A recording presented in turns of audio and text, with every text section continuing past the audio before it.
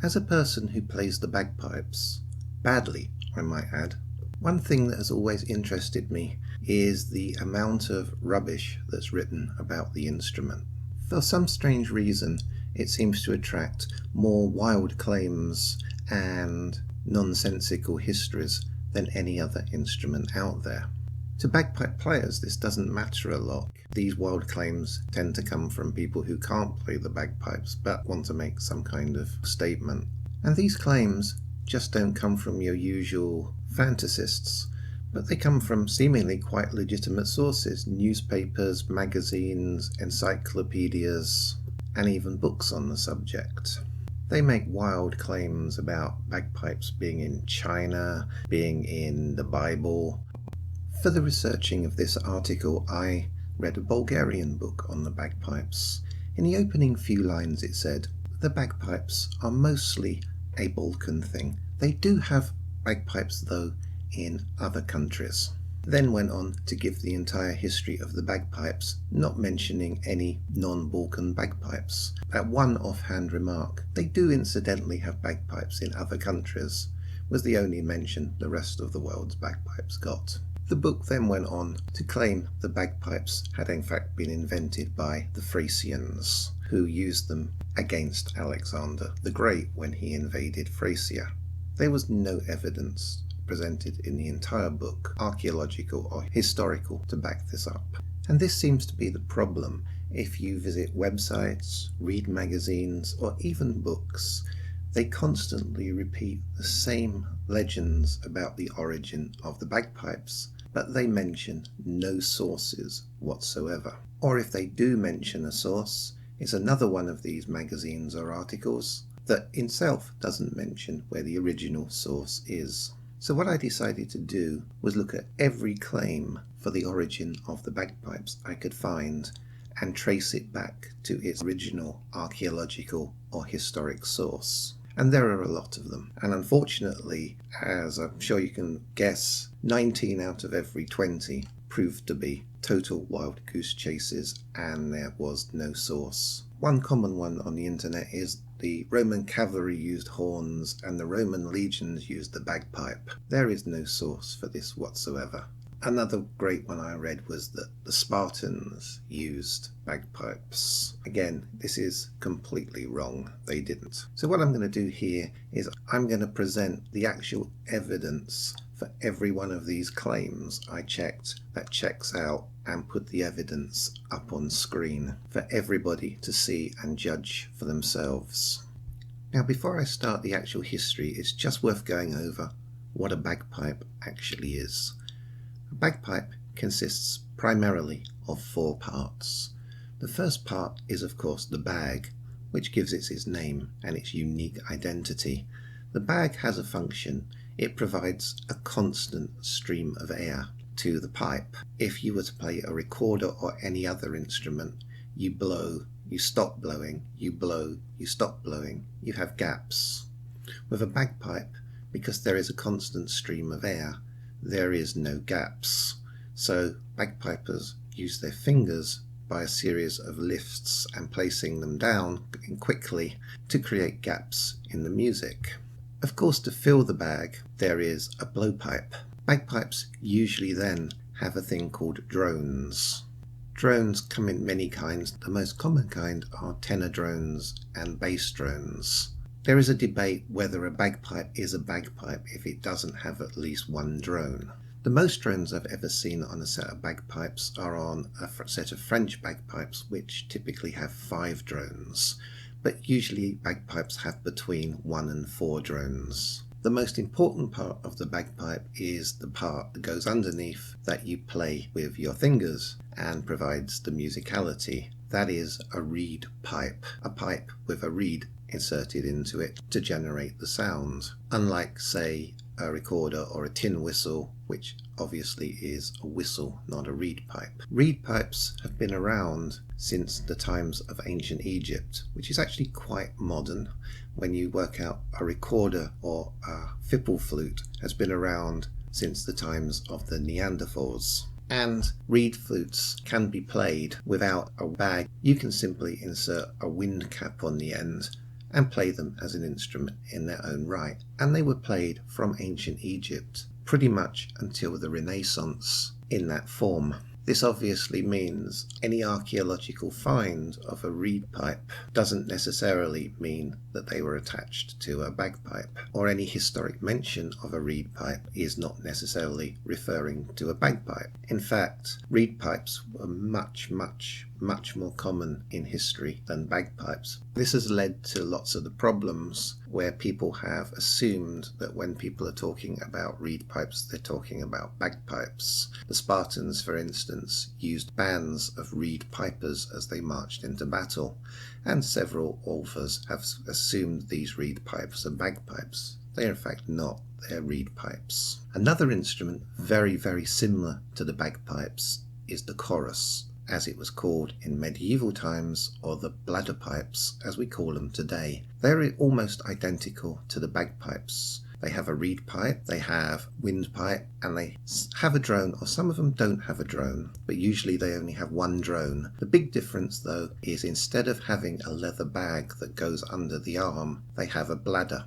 as an air reservoir. Bladders are like balloons, so when you breathe and you play a bagpipe, the weight of your arm on the bag keeps the air pressure going through the pipes to keep the sound constant. With a bladder pipe, you don't have to do that. You're inflating the bladder, and when you breathe, the natural contraction in the bladder, like a balloon, keeps the airflow going. Bladder pipes appear to be a later development, or a more advanced development of the bagpipes. They were popular in medieval times, but also, as modern players will tell you, they're much more expensive. Whereas a bag can last 10, 15, 20 years on a bagpipe, a bladder only lasts a few months and has to be replaced. And bladders, obviously you only get one bladder per animal, are much more expensive than bagpipe bags. So these are a high maintenance, expensive instrument. Once again, bladder pipes can easily be mistaken for bagpipes, being as, with the exception of the bag or the bladder, they're absolutely identical instruments. The oldest claim for the bagpipes I found is actually on encyclopedia.com, which I'll put up on the screen.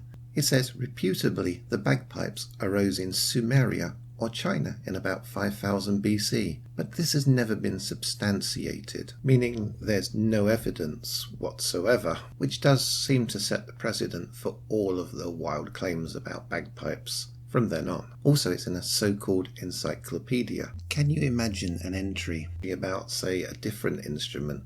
The guitar was invented by the Australian Aboriginals, reputedly, but there's no evidence. I don't think that would make it into the Encyclopedia Britannica. The next claim we have is that the bagpipes originate in ancient Egypt. This is one of the most common claims out there. Also, it's a completely false claim. And an example of false claims made is that they have a statue of a bagpiper in the museum at Cairo. A quick email to the museum at Cairo, and you can pretty much prove they don't have a statue of a bagpipe. But the main reason people mistakenly believe the ancient Egyptians had bagpipes comes to another instrument, the argle. The argle is a reed pipe. It's a double pipe. One pipe is the reed pipe that you finger, and the other pipe is a drone pipe. So effectively, they had two components of the bagpipe, the reed pipe and the drone. It doesn't take a great deal of a leap of faith to assume that, well, they could simply have put that in a bag with a blowpipe and hey presto, they've got bagpipes. And this is perfectly true. They could have put their argles into bags with blowpipes. But just because they could have done something, it doesn't mean they did. A second problem with these claims is they're not based in any kind of musical knowledge. The argle is not an ancient instrument in the sense that it died out. The argle is still in use today and has been in use throughout Egyptian history for several thousand years. And we know for all of recorded history that the argle hasn't been used or plugged in with a bag. So now the claim is that the bit of the history we don't know about the argle, it was plugged into a bag. But for the rest of recorded history, it wasn't. The claim, however, gets even more absurd when you actually analyse the argle as a musical instrument. Like all wind instrument, it has holes, and it has a limited number of holes. 6 holes to be precise, like a tin whistle, so it can make a grand total of 7 notes. Wind instruments get around their limited number of notes by one of 2 methods. The first is called half-holing, which you can do on a recorder, but you can't do on a reed pipe. The second method they get around this is by a technique known as overblowing. Overblowing is the amount of air you blow. If you blow a very little amount of air, the instrument blows in 1 octave. If you, for example, blow twice as hard, the instrument moves up to a 2nd octave. If you then blow that much harder again, it moves up to a 3rd octave. Ancient Egyptian argle have been proven to be 3 octaves. So we'll be able to blow at least 21 notes. To give an instrument the capacity to overblow is a very complicated piece of mathematics, but the ancient Egyptians worked this out. If you plug an argle into, or any instrument into a bag, it will lose the capacity to overblow and simply be restricted to 7 notes in the case of an argle. So it's, as we say, pretty certain the argle was never placed into a bag. It simply was designed not to be. So the claim the argle was put into a bag now gets very ridiculous, that they designed an instrument that could be overblown 2 octaves, and for all of recorded history they never put it into a bag, but for a small part of unrecorded history they did. And there's no evidence to support this whatsoever, it's just obvious they did. So on to the next claim. The claim is that the Hittites had the bagpipes. The Hittites were a people that lived in Anatolia in modern-day Turkey, and they lived from around 1600 BC to around 1200 BC. I managed to track down the source of this claim to a book. The book is called The Hittites by A.H. Sayce. It's on page 122, and it's simply listed as an inscription found at Carchemish, now destroyed. There's a full-page photograph in the book of this inscription. Now the book makes no mention of bagpipes. The book is simply interested in this picture because it's got some cuneiform script on it, so it's probably not worth going out and buying the book. What's happened is later researchers writing books on bagpipes have come along, seen this image in the book, and decided that the man is playing the bagpipes. Now, looking at the image, I can't really personally tell whether he's playing the bagpipes or not. He appears to be holding an object that maybe looks like a bag in his left hand rather than having it tucked under his arm, and he might be blowing something. His right arm appears to be near his mouth, so it could be a strange design of bagpipe, or it could be he's blowing into something else, or it could be he's playing the bagpipes. I really don't know, and I don't think that's clear enough for me to form an opinion, but I'll let you see the image and decide for yourself, is this evidence that the Hittites had bagpipes or not? I'll just scroll forward to another image, and this is an image in the British Museum from ancient Assyria. And as you can see, it's a man with a leather bag and a blowpipe, and he's blowing it up, but he's not using it as an instrument, he's using it as a flotation device to get across a river. This shows that people did attach blowpipes to bags for the uses than musical instruments. So if we go back to our original picture and we take a leap of the imagination and say that is a leather bag he's blowing up, which is by no means certain, is it for musical purposes or for a different purpose? This next claim comes from a book called The Story of the Bagpipes, written by William H. Grattan and published in 1911, and probably the most wildest claims ever about the history of the bagpipes. It is the Flat Earther book of bagpipe history. In the book he states, the Persians too were acquainted with the bagpipe. Towards the top of a bas-relief on an arch at Kermanshah, there is represented a stage on which are performers on various instruments, including a bagpipe. 4 of the musicians, evidently females, are seen playing respectively on a flute, a pandean pipe, a kinnor, and a bagpipe. So I'll just put that image up on the screen for us to look at. Now, I'd like to say thank you, William, for the really good referencing of your source. An arch in Iran, yes. Well, it turns out it's the Tak-e Boston Arch, which was built between 300 and 350 BC, and it's covered with images, and they're mostly pictures of the Emperor Shapur II of the Sassanid Empire.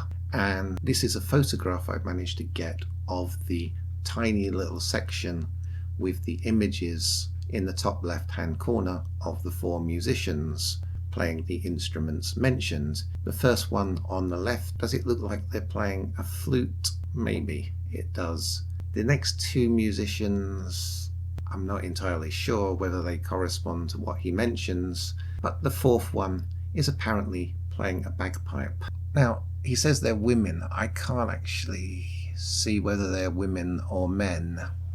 And he seems to be holding the bagpipe, or she seems to be holding the bagpipe by the side of their head. They might be blowing into it, but I'm not sure how convincing evidence that is of a bagpipe. Again, I'm not going to make your mind up for you. You decide, is that person playing a bagpipe or not?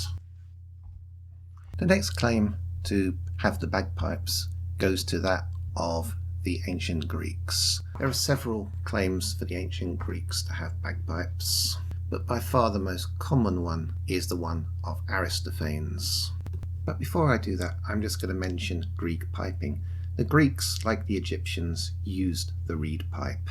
Most Greek reed pipes seem to have been 2 or more octaves, meaning they were overblown. The second thing is Greeks had a class of professional musicians, and they learnt to circular blow their pipes, that is, breathing in by the nose and breathing out through the mouth to create a constant stream of air. But by doing it with the mouth instead of a bag, they could of course overblow and achieve 2 octaves. Effectively, Greek pipers were bagpipers, just they were using their mouth as the air reservoir instead of a bag. And an awful lot of claims about the bagpipes in the ancient Greeks are assuming that these circular blown pipes that were referenced everywhere in Greek history are bagpipes, but they're not. One of the problems with circular blowing pipes that had to be blown so hard and being trained from a very young age was that you deformed your cheeks, and they actually developed a leather device that wrapped around and compressed the cheeks to try and stop this from happening, and also to aid them in the blowing of this pipe. They can of course completely avoid this by plugging it into a bag and reducing their pipes to 1 octave. There is the claim from Aristophanes that some ancient Greeks did do this. The writing is found in Aristophanes' books, the Alchemians, and as you can see it's at line 860 to 862, and you can even download it from the Perseus digital library and see it for yourself. And it's got 2 people having a talk. The first speaker is called a Boeotian, and he says, "By Heracles, my shoulder is quite black and blue. Isomenius, put the penny roll down here very gently, and all of you musicians from Thebes, pipe with your bone flutes into a dog's rump. Diceapolis," sorry about that pronunciation. "Enough, get you gone. Rascally hornets, away with you. Whence has sprung this accursed swarm of Charis fellows which come here assaulting my door?"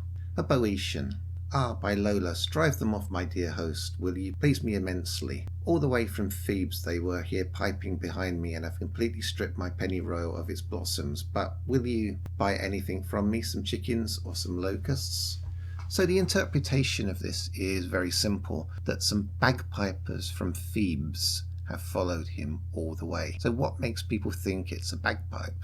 What they're saying is, pipe with your bone flutes into a dog's rump. So perhaps they've created a bag from a dog's rump and placed their bone flutes into it, creating a bagpipe. Later on it says rascally hornets.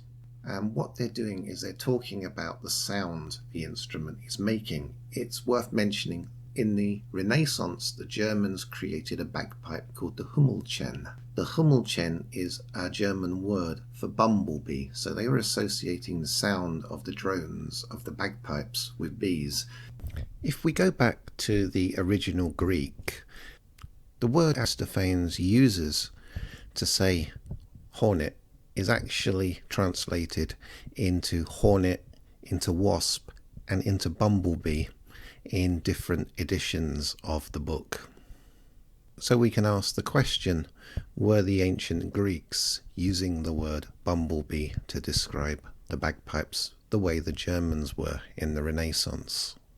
There is a second ancient Greek claim to the bagpipes, and this comes from a statuette found in Alexandria between 300 and 100 BC.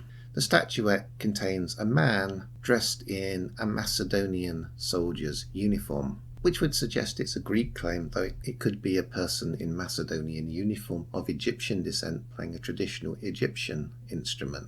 At his mouth he appears to have a set of panpipes.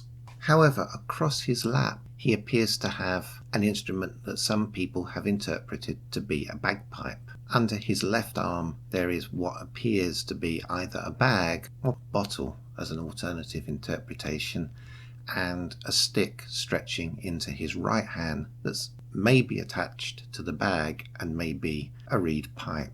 Again, this is open to very subjective interpretation. Is the instrument laid across his lap a bagpipe or not?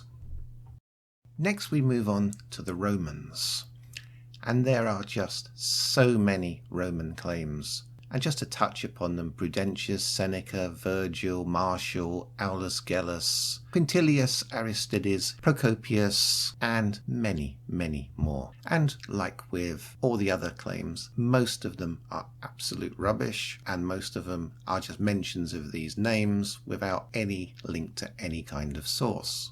So to cut to the chase, of all the Roman references, no less than 6 of them yielded evidence, which I can show to you. 5 of these coming with dates, but 1 of them doesn't come with a date.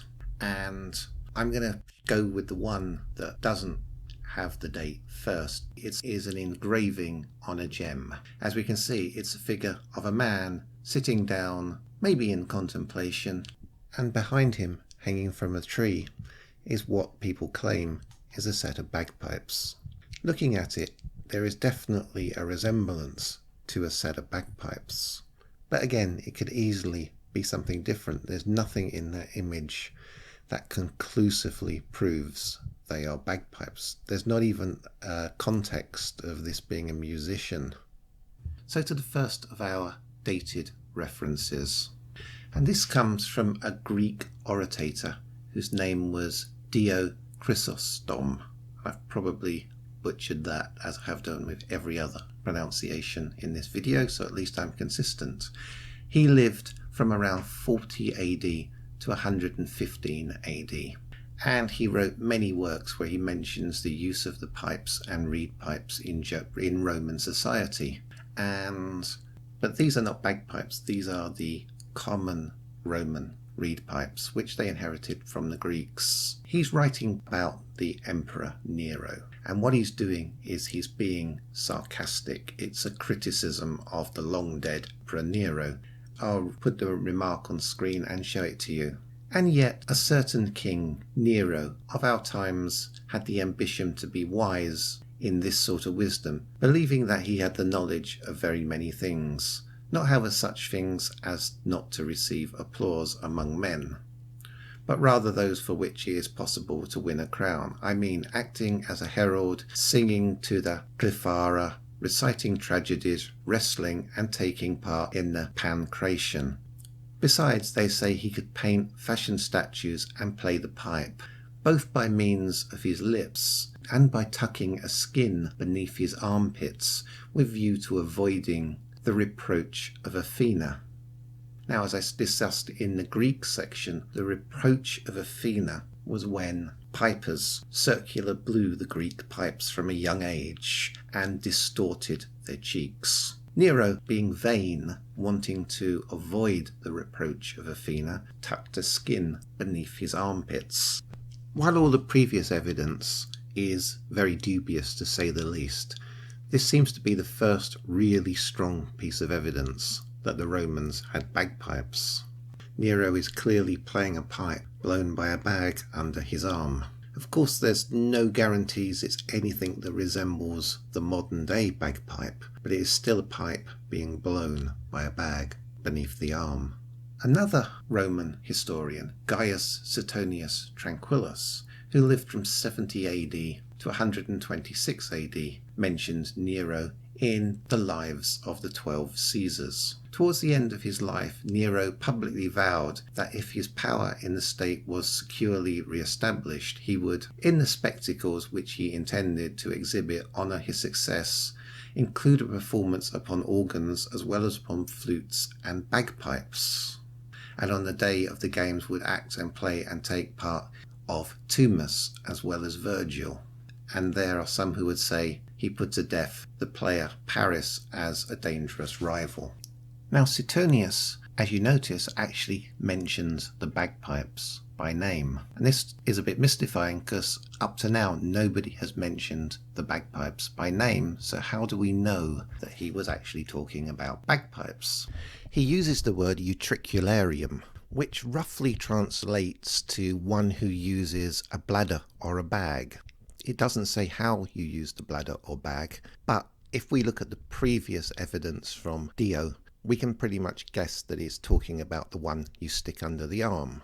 This means we have two corroborating sources that Nero plays the bagpipes. The only doubt on this is Suetonius getting his information from Dio, or are they both getting their information from one source? So they're simply copies of one another. This we don't know. The fourth piece of Roman evidence for the bagpipes comes from a Roman poet who lived between 38 AD and 104 AD. His name was Marcus Valerius Martialus, but we know him as Martial. In one of his works, Epigrams, Book 10, paragraph 3, to Pricius, he writes, "A certain anonymous poet is circulating the jargon of slaves, foul satires and filthy turpitudes, such as uttered only by low vagabonds, vulgarisms, such even a dealer in broken Vatinian glass would not purchase at the price of a sulphur match. And these he attempts to pass off as mine. Do you believe, Priscus, that a parrot can speak with the note of a quail, and that Canis would wish to be a bagpiper? Far from my little book be such foul fame, books which the fairest reputation bears on an unsullied wing. Why should I labour to attain disgraceful notoriety when I can remain silent without loss?" In this book, then, we can see Martial mentions a bagpiper. So what is he actually using as a word to describe bagpiper? Is he using the same word as Suetonius? The answer is no, he's actually using a very strange word.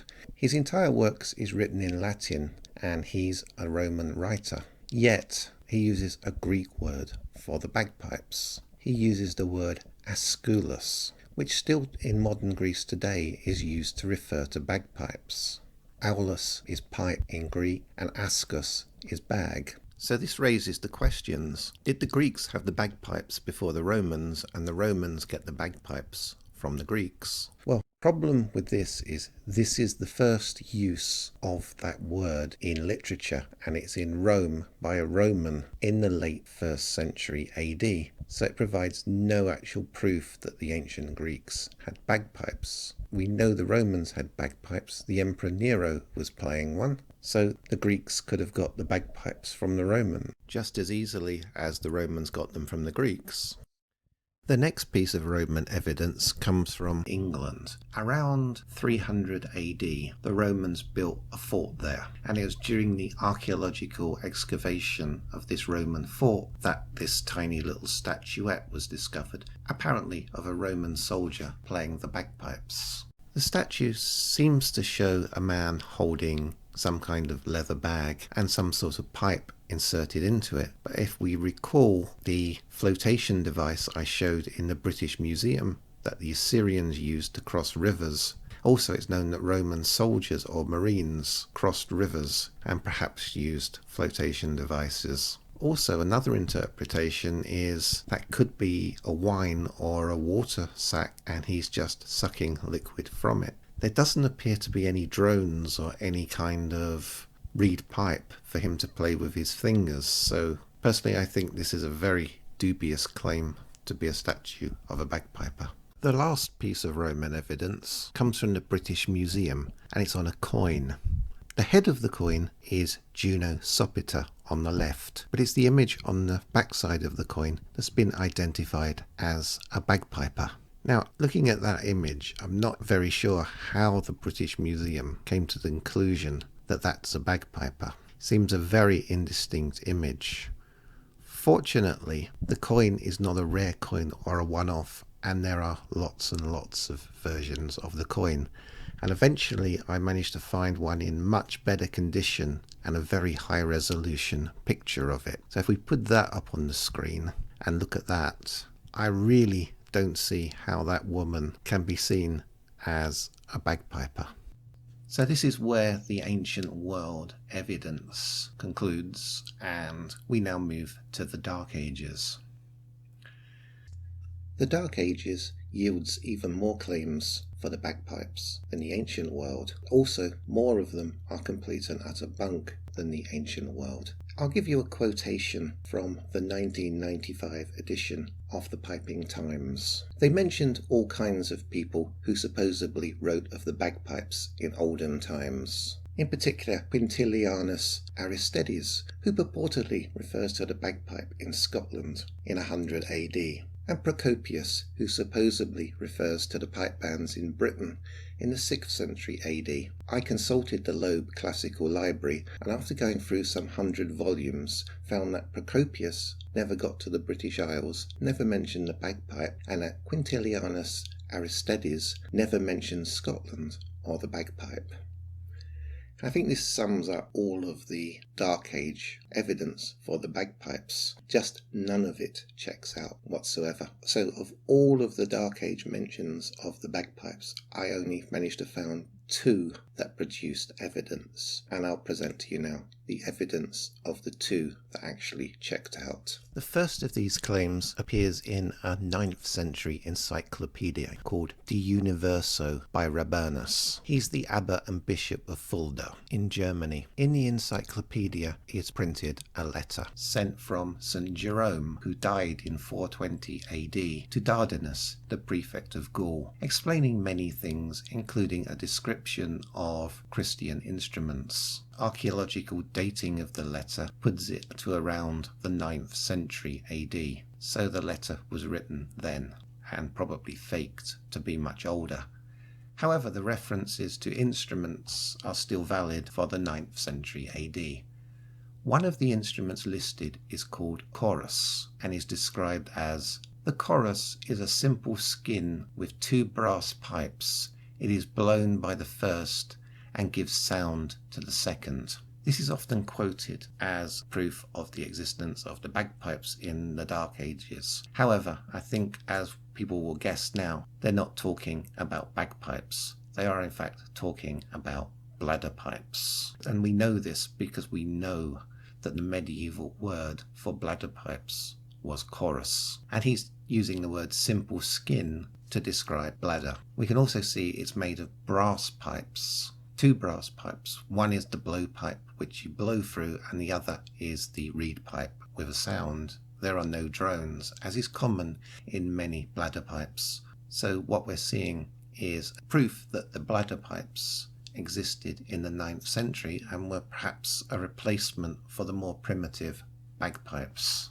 The next claim for the existence of the bagpipes in the Dark Ages, it's in a book called the Codex Exonis. It's in a book, Poems in Exeter in England. Why don't they just call it the Exeter Book? Why all this?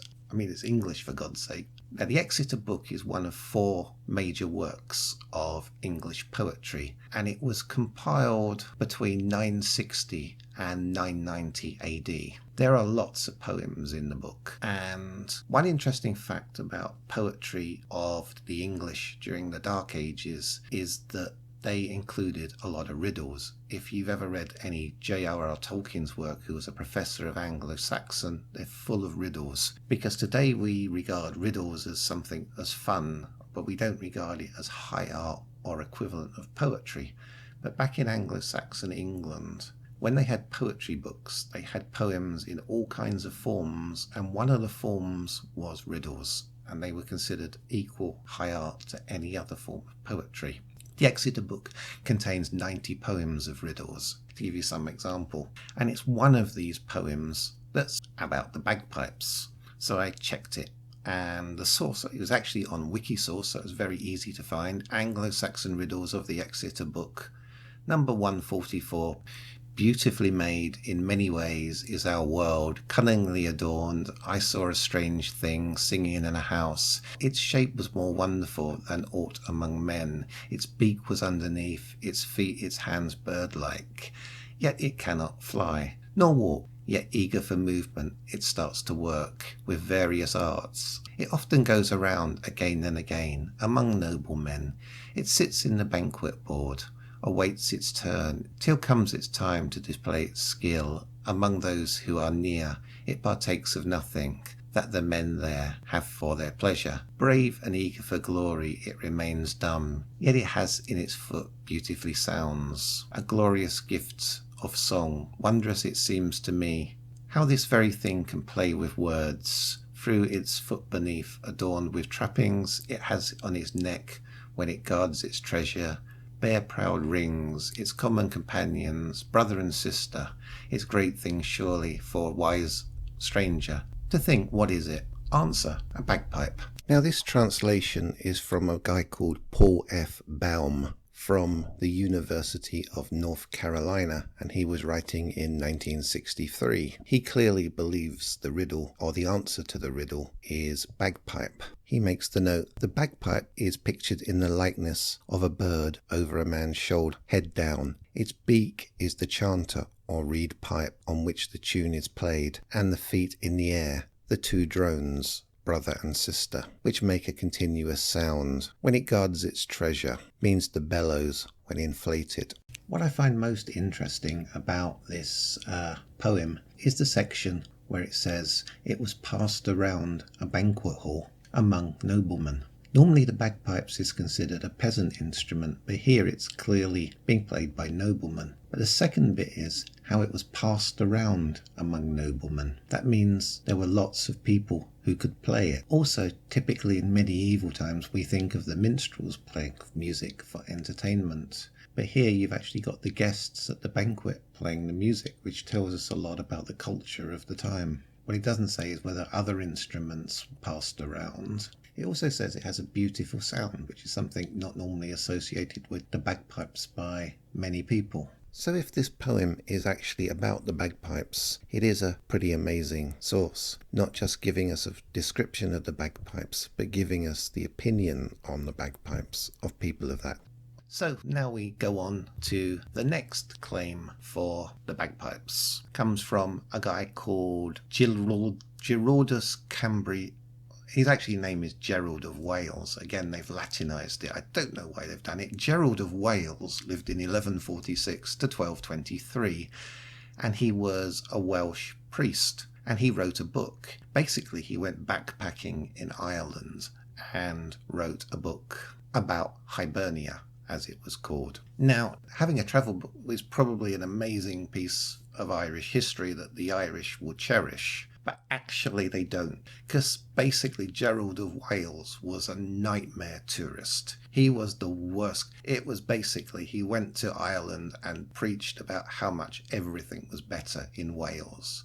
This is the foul-tasting Irish food. It is so inferior to Welsh food. These are barbaric Irish customs. They are so primitive compared to the Welsh. And he basically wrote an entire book that goes on like that. However, it's in the book where he's describing the instruments of Ireland that he makes quite an astonishing revelation. And to give the full quote, he said, Ireland used and delights in only two instruments, the harp and the tabor. Now the tabor is a medieval drum. Scotland has three, the harp, the tabor, and the crowth or the crowd. And in Wales, the harp, the pipes, and the crowd. Gerald of Wales was originally writing in Latin. I found several translations, and they all seem to differ a bit on the English names of the instruments, and some list quite different instruments. However, we'll be going back to the original Latin text, so it's not too important. There are two basic claims that go around from this piece of writing. The first is about the Scottish mention, and what they're saying is the third instrument, the one there translated as crowd or crowth, is bagpipes. You'll find claims all over Scottish newspapers and websites saying Gerald of Wales mentions Scotland had bagpipes, right through to Gerald of Wales describes a set of bagpipes played by the Highlanders. Interestingly, most of the Scottish claims say Highlanders, not Scots. I think a bit of Highland-Lowland animosity there. The next one is the Welsh Statement. Several Welsh writers have claimed that the middle reference in Wales that says pipes is actually bagpipes. This would mean then that the Scots and the Welsh claims actually contradict each other, and only one can be true. So what we're going to do is go back to the original Latin and first look at what the Scots claim says. And it says sinfara, which means harp, the timpano, which is a drum, and the coro. The coro, if you remember, we've come across before. The coro is the medieval word for bladder pipes. Bladder pipes, of course, are a very close sibling of bagpipes, and this does show that Scotland indeed had the bladder pipes in the 12th century. If we now move to the next section, we find Gwaelia. Wales' instruments translate to cithara, the harp, tibis and coro. Now with Wales, it's the middle one that they're claiming are the bagpipes, not the end one. And if we go for tibis, tibis is also pronounced in Roman Latin tibia. It is the Roman word for pipe, but it's not bagpipes. The Romans had a different word for bagpipes, which we covered, which was utricularis. Tibia was the word they used thousands and thousands of times to refer to all the varieties of mouth-blown pipes there were in Rome. So I'm afraid the Welsh claim is wrong. Tibis is not bagpipe, but if you look to the right of it, they have the instrument, the coro, the bladder pipes. So they did in fact have the bladder pipes in the 12th century as well as the Scots. The next claim for the bagpipes comes from Spain and a book called The Cantigas del Santa Maria. What I'm going to do with this one is a little different. I'm just going to put pictures up on the screen and let you judge for yourself whether you think this is evidence of the bagpipes. There are 3 pictures from the book, so here goes. Do you think they're evidence of Spanish bagpipes?